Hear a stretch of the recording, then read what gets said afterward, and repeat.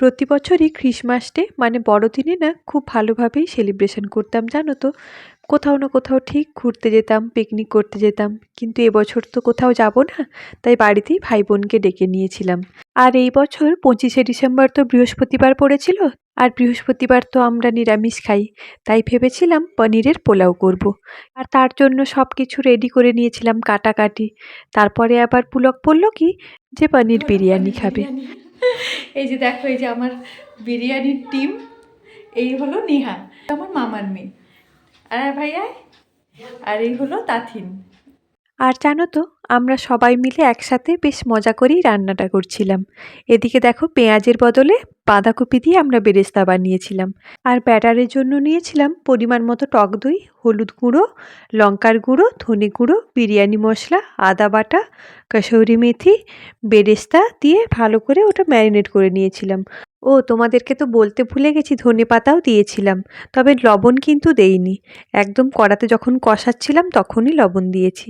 আর এই যে আমাদের কষানোটা হয়ে গেছে, আর মশলাটা কষিয়ে নেওয়ার পরে পনিরগুলোকে সব বের করে নিয়েছিলাম, দিয়ে ওর মধ্যে আলু দিয়ে আলুটাকে কষিয়ে নিয়েছিলাম।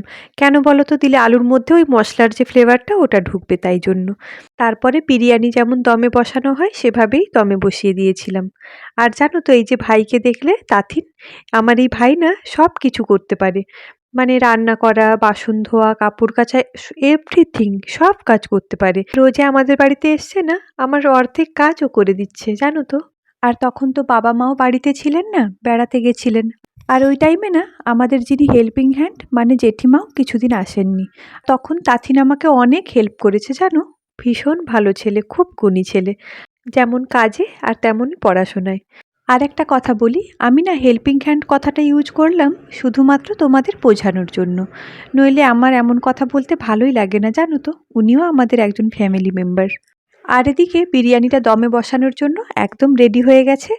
আর শেষে না বেরেস্তা, ধনেপাতা, বিরিয়ানি মশলা, ঘি, বাটার দিয়ে দমে বসিয়ে দিয়েছিল। আর পুরো দমে বসানোর প্রসেসটা করেছিল পুলক আর তাথিন।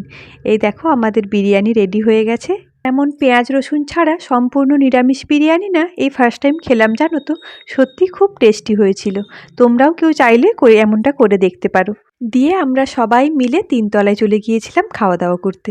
আর তাতে না বেশ একটা পিকনিক পিকনিক ভাইব আসছিল জানো তো। তারপরে সন্ধেবেলা ভাবলাম কি সোনের কিছু ফটোশ্যুট করি, তাই জন্য ডেকোরেশন করে নিচ্ছিলাম। আর ডেকোরেশনটা করতে না বেশ রাত হয়ে গেছিলো, কারণ আগে থেকে তো কোনো প্ল্যানিং ছিল না না।